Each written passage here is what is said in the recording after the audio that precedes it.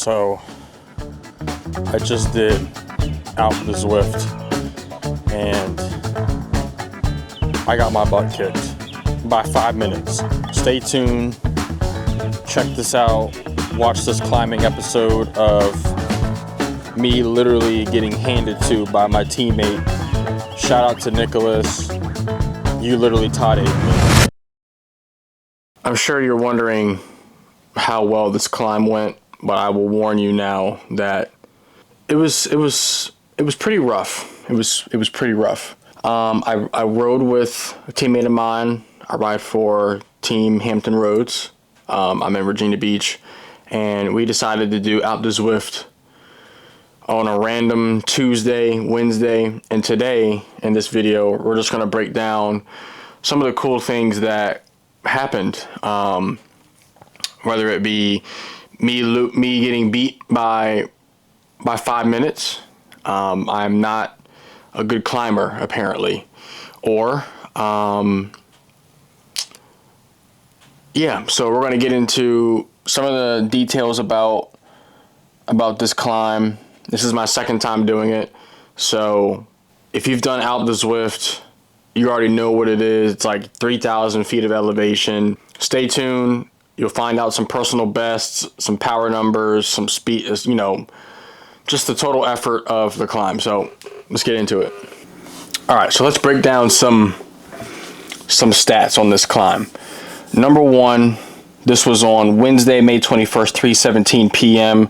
Total distance, 24 miles, 24.75 miles. Moving time, 1 hour and 53 minutes because I was confused on the route. 3,757 feet of elevation. And yeah, let's get into it. I burned 7 beers based on sauce for Strava. All right, so first things first, let's talk about the mat. I didn't know that Watopia was off the coast of somewhere in the United States. Okay, Australia, and then there's Fiji. So who would have known that ALPE De ZWIFT was actually on a real island? I don't know, maybe it's fake, maybe it's not. I'm not sure. It's on the map, so yeah. But yeah, that was kind of cool. So second thing I want to look at is elevation. So from bottom of the climb to the top, start off at about 25 feet. This is what I can see is the lowest. And it goes all the way up to 3,434 feet. Let me tell you guys a little bit about what that felt like. It felt like doing a wall sit for an hour straight. Imagine doing a wall sit for an hour and 5 minutes. That's exactly what this felt like, for those who are not cyclists and those who are. So obviously I'm in Virginia, so we don't have crazy hills like that out here. Well, I'm on the Virginia Beach, and probably the highest thing we have in Virginia Beach is Mount Trashmore, which is nowhere near 2,000 feet. So climbing this was crazy because I'm not used to climbing. When I lived in Texas, there was definitely some hills out there, but nowhere near 3,000 feet. So this was very foreign to me, and this is only the second time that I've done this race. All right, so second thing I want to touch on is like some stats, some data, you know, the thing that cyclists love. The power, the heart rate, the speed, all that stuff. Nothing super impressive, but let's get into it. So I recently did an FTP test, maybe last week, and my FTP went from 219 to 226. That's after the 90% calculation. For those of you who don't know what FTP is, that is your functional threshold power, in which some would argue is a test. Either it be sometimes it's 4x8. It'll be sometimes 20 minutes and sometimes an hour. this test that I did and I've always done has always been 20 minutes. So it's how much wattage you can hold for 20 minutes at your strongest, at your peak. So you pretty much try to go all out in doing so. From there, it creates multiple zones. Zone 1 being recovery, zone 5, 6, whatever you want to call it, being VO2 max, and then some stapled zones is zone 2, and then a second one would be threshold, or zone 4. So I say all that to say, from a power perspective, and I will hone in on specifically the actual ALPE De ZWIFT segment, starting from bottom to top. My power was, for an hour and 5 minutes and 25 seconds, was 209 watts. So I have been cycling since June of last year. So June of this year will be 1 year. And I never thought in a million years that I would be able to do something like this. Not to mention that was a personal best. So 209 watts, or actually I'm sorry, 208 watts was a personal best for a 60-minute, hold that I've done since I've been cycling. So that was pretty cool. 3.1 watts per kilo. So essentially what that is, just like factoring your weight. So if you're like 200 pounds and you do XYZ watts for an hour, it's going to calculate your watts per kilo, and then you can compare that to people who weigh less than you. So from a speed perspective or power perspective, it's like, okay, you weigh 200 pounds, I weigh 160, we're both at 3.1 watts per kilo. Essentially, we're at the same power, even though you weigh more than me. So you might be doing 340 watts, I might be doing 220, but it's based on your weight and how much watts you put in, that gives you kind of that benchmark where you sit up against other riders. So for me, 3.1, I love that, because 3.1 watts per kilo for 60 minutes is pretty good, I would say. Especially only been riding for a year. So normalized power is 215 watts, and my max was 665. So not bad. Heart rate, this one kind of makes sense.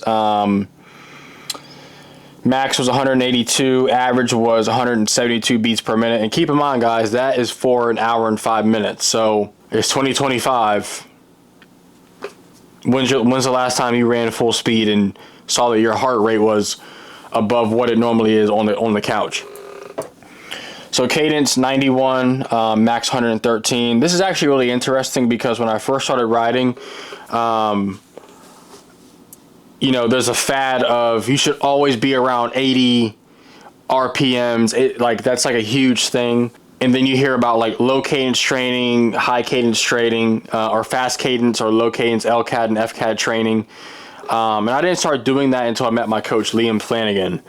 And man, like, what a difference it makes, because power is, I would say, force times velocity, or how fast you're pushing your pedal. And I couldn't do 91 RPMs for an hour. So we definitely built some foundation with LCAD, FCAD training, low cadence, fast cadence training, which was very hard, and I think it reaped the benefits. And like real time, when I'm doing this, I'm not even looking at my cadence. So let's talk about speed. So active rolling was, like I said, an hour, 5 minutes, 25 seconds. And average speed was 6.9. Keep in mind, guys, when you think about elevation, there's this thing called a gradient, which is the percentage of how steep the slope is. So for an hour straight, the average gradient was 8.5%. The highest hill I've ever climbed in my life was 6%, and that was in Texas. For an extended period of time. And when I say extended period, maybe a minute, because the hills aren't that crazy big. So 8.5% for an hour is crazy. And I'm proud of myself because, again, this is my second time doing this. And from where I was before to now was a huge margin. So speed, average 6.9 max, going up was 19.6. So one heck of an effort. And then this sauce for Strava thing, it lets me know that this was around about a Cat 4 effort, which is great because I am a Cat 4 racer. So yeah, a couple of things went well, you know. Set a personal best for my hour power, 208 watts, which is nice because that means my floor is rising. So I think the last one I was able to do was probably between 150 and 180, somewhere around there. But so now 208 watts is a substantial increase, which I love. So those of you who aren't cyclists, you're probably like, John, what did this climb feel like? Well, I'll tell you what it felt like. I want you to imagine you go into the gym and you're like, okay, cool, I'm super strong, I'm ready to get excited, I'm ready to lift, ready to get healthy, XYZ, and then you decide to go do a wall sit. That is what this climb or this ride felt like. It felt like you doing a wall sit for an hour and a half or an hour and 5 minutes straight. That's exactly what it felt like. I'm inside in this garage with a fan, obviously, and I'm dripping sweat. I think my bibs or my cycling pants were, you know, like a steel blue, and they became a shade darker because of how much sweat I was. And I'm normally not a big sweater because I'm normally outside in the wind, etc. So on the trainer, it's crazy.